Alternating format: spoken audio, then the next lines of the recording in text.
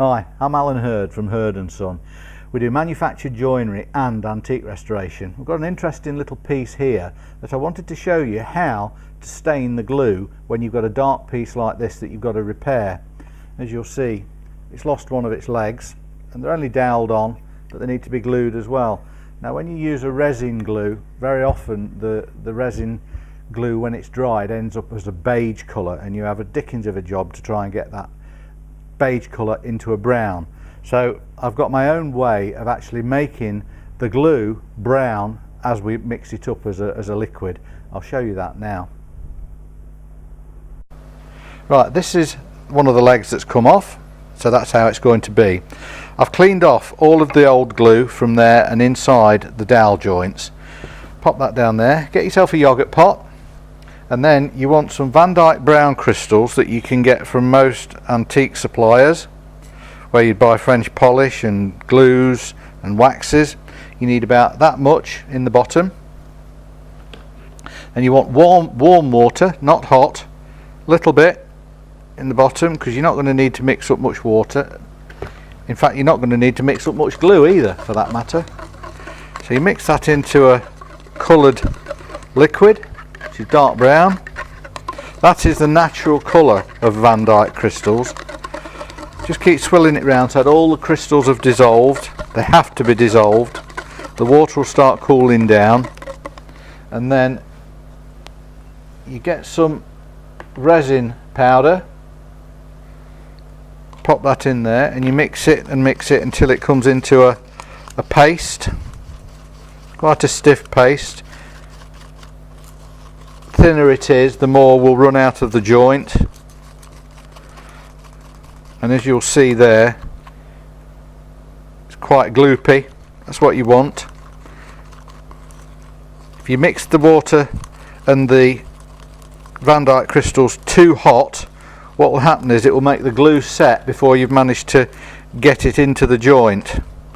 So that's about the consistency that you want it, stiff treacle. However, just before we do that, I've gone through many glues over the years, and this is the one I've ended up with. It's from Construction Chemicals in Leicester, and it is actually resin powder glue.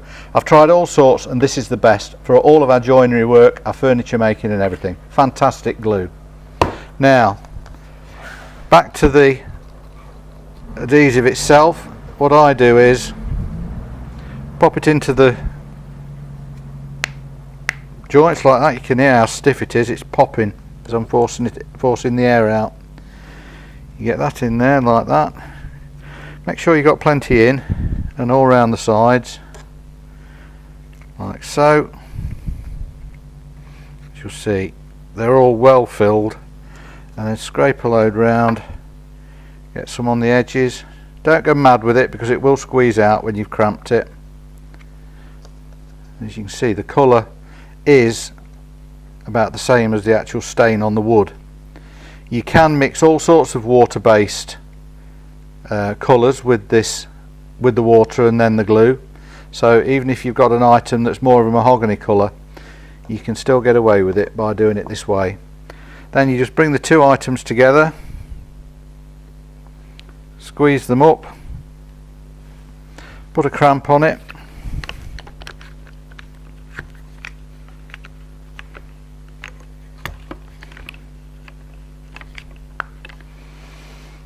and there you have it. You see the glue squeezing out just there. Wait for about 20 minutes for that to start to set, and then get a very, very sharp craft knife and cut off the excess, and that is your job finished. I hope it's been informative to you. It saved me a lot of time trying to stain in glue over the years, and it does do a lovely job. It kind of does what it says on the side of the tin.